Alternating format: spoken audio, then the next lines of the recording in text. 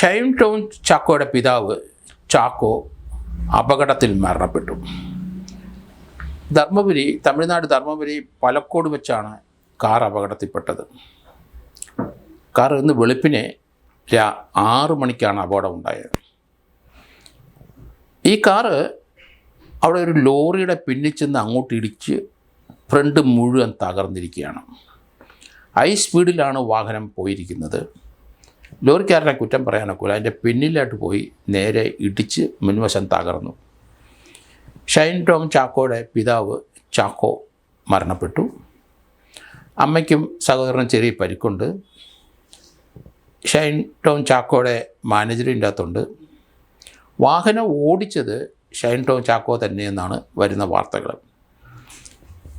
ഷൈൻ ടോമിൻ്റെ കൈക്ക് പരിക്കുണ്ട്, നല്ല ഒടിവുണ്ട്. അതിൻ്റെ ഒരു സർജറി ഇന്ന് ധർമ്മപുരി മെഡിക്കൽ കോളേജിൽ നടക്കുകയാണ്. അവിടെ തന്നെ പിതാവിൻ്റെ മൃതദേഹമുണ്ട്. അതും പോസ്റ്റ്മോർട്ടം ഇന്ന് ഉച്ചയ്ക്ക് നടക്കും. പെപ്കയുടെ പ്രതിനിധികളും അതുപോലെ വീട്ടുകാരും ബന്ധുക്കളുമൊക്കെ ധർമ്മപുരിക്ക് നീങ്ങിയിട്ടുണ്ട്. സ്നേഹസമ്പന്നനായ പിതാവ് ചാക്കോ, അദ്ദേഹത്തിനെ ചാനലിലും ഒക്കെ നമ്മൾ കണ്ടിട്ടുണ്ട്. അദ്ദേഹത്തിൻ്റെ ജീവിത രീതി വളരെ ചിട്ടയായിട്ട് ജീവിച്ച ഒരു മനുഷ്യനാണ്. ധനാഢ്യനാണ്, വ്യവസായിയായിരുന്നു. ഷൈൻ ടോം ചാക്കോയുടെ അമ്മ പൊന്നാനി സ്കൂളിലെ ഇംഗ്ലീഷ് അധ്യാപികയായിരുന്നു. ഇവരുടെ വീട് തൃശ്ശൂരാണ്. പ്രശസ്തമായ ഒരു കുടുംബത്തിലെ അംഗമാണ് ഷൈൻ ടോം ചാക്കോ. പാലൂർ പള്ളിക്കടുത്ത് ചെറുവത്തൂർ ഫാമിലിക്കാരാണ് ഇവർ. മതവിശ്വാസിയാണ്, ക്രിസ്തുമത വിശ്വാസി തന്നെയാണ്. എല്ലാ ദിവസവും രാവിലെ പള്ളിയിൽ പോകുന്നവരാണ്. മകൻ്റെ ഈ പ്രശ്നം പിതാവിനെ വല്ലാതെ ഒലച്ചു. ആ കുടുംബം ഷൈൻ ടോം ചാക്കോയുടെ ഒപ്പം നിന്നു, സ്നേഹിച്ച് കെട്ടിപ്പിടിച്ച് നിന്നു. അതിനുശേഷം മകനെ ട്രീറ്റ് ചെയ്ത് തിരിച്ച് ജീവിതത്തിലേക്ക് കൊണ്ടുവരാനാണ് ശ്രമം.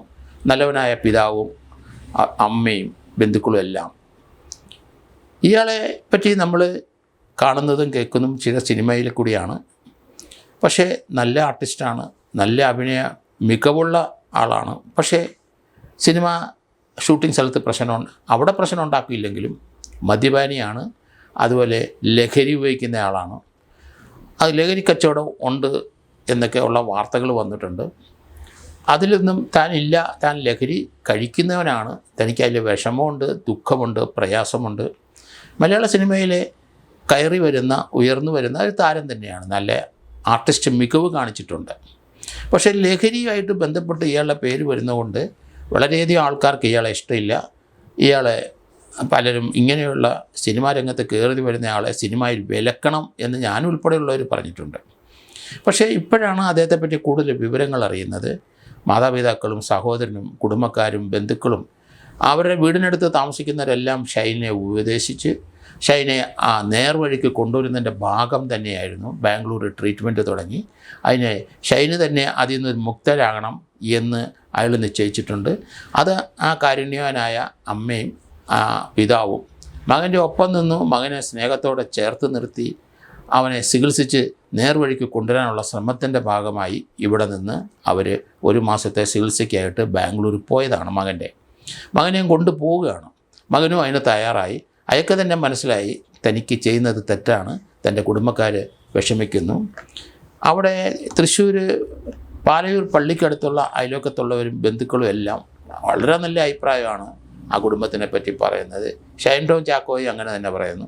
പാലയൂർ പള്ളിയിലെ വിശേഷ ദിവസങ്ങൾ, ഉത്സവത്തൊക്കെ ഇയാളൊരു VIP ആയിട്ട് അവിടെ വരും.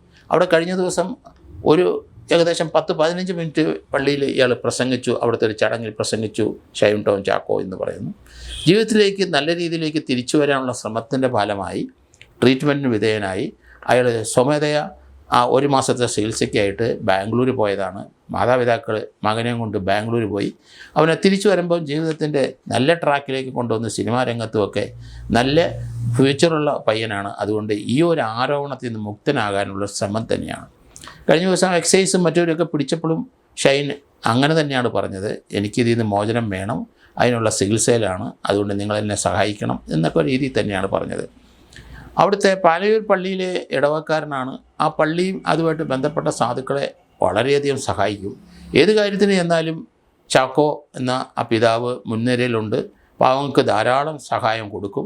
വീട്ടിൽ വരുന്നവരെയൊന്നും ഒന്നുമില്ലാതെ വിടത്തില്ല. എന്തെങ്കിലും സഹായം കൊടുത്തേ വിടൂ. മിക്കവാറും ഉള്ളവർക്ക് ചിലർക്കൊക്കെ 10,000 രൂപ വരെ കൊടുക്കുന്ന അറിയാം, തൊട്ടടുത്തുള്ളവർക്കൊക്കെ. എല്ലാവരെയും സഹായിക്കാനുള്ള മനസ്സ് ഉണ്ട്. നല്ല സാമ്പത്തികമുള്ള കുടുംബക്കാർ തന്നെയാണ്. അതുകൊണ്ട് പണമുണ്ട്. ഷൈൻ ടോം ചാക്കോ അഭിനയിക്കുന്ന രംഗത്ത് കൂടെ വന്നപ്പം കൂടുതൽ പണം വരുന്നുണ്ട്. ഷൈൻ ടോം ചാക്കോയും മറ്റുള്ളവരെ സഹായിക്കുന്നതിന് മുമ്പിലാണ് എന്ന് പറയുന്നു. ഏതെങ്കിലും ഷൂട്ടിംഗ് സ്ഥലത്ത് ഇയാൾ പൊടിയൊക്കെ കഴിച്ചതായിട്ടൊക്കെ നമ്മൾ കണ്ടിട്ടുണ്ടെങ്കിലും ഷൂട്ടിങ്ങിൽ യാതൊരു ഡിസ്റ്റർബൻസ് ഉണ്ടാക്കത്തില്ല. അവർ തൻ്റെ ജോലി ചെയ്തിട്ട് പോകും. അതിൻ്റെ ഇടയ്ക്ക് ഇയാൾ അടിക്കുന്നതാണ് 1-2 പേര് കണ്ടിരിക്കുന്നത്. 1-2 നടിമാർ ഇയാളെപ്പറ്റി പറയുകയും ചെയ്തിട്ടുണ്ട്, ഇങ്ങനെ പൗഡർ പോലെ എന്തോ സാധനം ഇടയ്ക്ക് വായിലിട്ടു എന്ന്. അതിൽ നിന്ന് മുക്തനാകാൻ വേണ്ടി തന്നെയാണ് ഇയാൾ ശ്രമിക്കുന്നത്, ഇയാളുടെ കുടുംബം ശ്രമിക്കുന്നത്. ആ ഒരു ശ്രമത്തിൻ്റെ ഫലമായി ഈ ബാംഗ്ലൂരിൽ പോകുമ്പോഴാണ് അപകടം ഉണ്ടായത്. അതിനകത്ത് എല്ലാവരും രക്ഷപ്പെട്ടത് ഭാഗ്യം. അതിനകത്ത് ഓടിച്ചിരുന്നത് ഷൈനാണ് എന്ന് പറയുന്നു. എത്രയും പെട്ടെന്ന് പോകുന്നതിന് വേണ്ടിയിട്ടായിരിക്കണം വെളുപ്പിനെ ഉറങ്ങിയിട്ടുണ്ടാവും. മുൻവശത്തെ ലോറി കണ്ടിട്ടുണ്ടാകാൻ സാധ്യതയില്ല. അതേ പുറയിൽ ചെന്ന് ഇടിച്ച് കയറുകയായിരുന്നു. കാറിൻ്റെ മുൻസീറ്റിലുള്ള തീർച്ചയായിട്ടും ഉള്ളവർ എങ്ങനെ രക്ഷപ്പെട്ടു എന്ന് പറയാനായിട്ട് നമുക്ക് കഴിയില്ല. കാരണം അത്ര ഒരു ഇമ്പാക്റ്റാണ് കാറിൻ്റെ മുൻവശം കാണുമ്പോൾ.